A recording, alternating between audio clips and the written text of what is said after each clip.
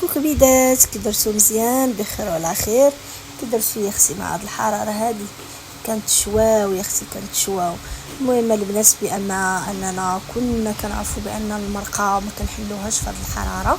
المهم جبت لكم البنات بيتزا على الطريقه ديالي، كتطلع واعره والله ما نعاود لكمش عليها حتى تجربوا وحكموا. المهم البنات المقادير راه ساهلين. عندنا البنات الفورس والفينو. المهم الكميه على حساب نتوما عدد الاسره شحال عندكم في الدار ويكون ميزانكم. المهم البنات غندخل في الفيديو باش نقول لكم الطريقه ديالي ونتمنى تعجبكم. المهم الفرصه البنات الفينو كندير البنات، انا ما عنديش زيت البلديه، درت شويه ديال زيت روميه، وكندير البنات العسل بلاصه السنيده راه كيطلع واعر، وشويه البنات ديال الملحه والزعتر. كنحك الزعتر والبنات كنخلطوها بالماء دافي. المهم البنات وندلكوها مزيان وكنخليوها البنات كتطلق شويه صافي، وكنضربوها بها كنديرها في اللاطه ونخشيها في الفران. البنات انا ما كنعمرهاش هكاك خضره، لا حتى كندير العجينه مسطيبه غير سطيبه صافي وكنخرجها عاد كنعمرها. المهم البنات تبعوا معايا وغادي تعرفوا الطريقه. بالنسبه للبنات لاصوص كندير الصوليس واعره، ولا كنحط الا عندي مطيشه في الدار حيت سالت لي ندير مطيشه وكندير واحد المعلقه ديال شويه ديال هذه ديال المطيشه ديال الحك. والبنات بالنسبه للتوابل كندير غير الملحه والبزار والزعتر كنحكو وزيت البلديه. المهم انا ما عنديش زيت البلديه عوضتها بزيت روميه، راه فحال فحال، هي شويه ديال زيت البلديه كتعطي البنه حسن. المهم البنات تبعوا غادي تعرفوا الطريقه، راه كلشي واضح في الفيديو.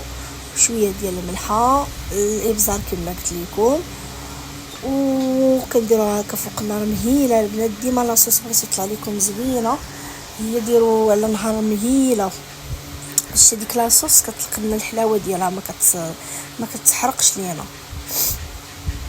والناس ما نعاود لكمش على هاد البيتزا والله كتطلع خطيره، غير جربوها البنات وما غاديش تندموا.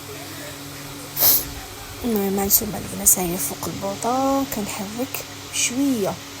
المهم بدات رجعت العجينه ديالي من بعد ما طلقات، نشوفوا البنات كنضربها على حساب. شوفوا البنات كاين اللي كتبغيها شويه غليظه، كاين اللي كتبغيها رقيقه.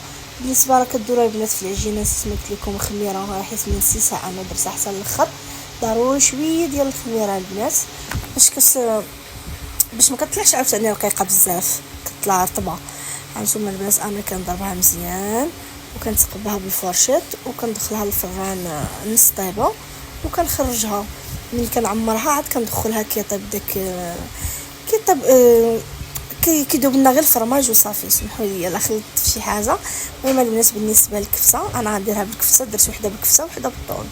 بالنسبه للبنات الكفته انا كنشحرها غير في شويه ديال الزيت حيت ديك الكفته اصلا هي كتطلق لينا ميد ما كتطلق لينا الزيت راسها.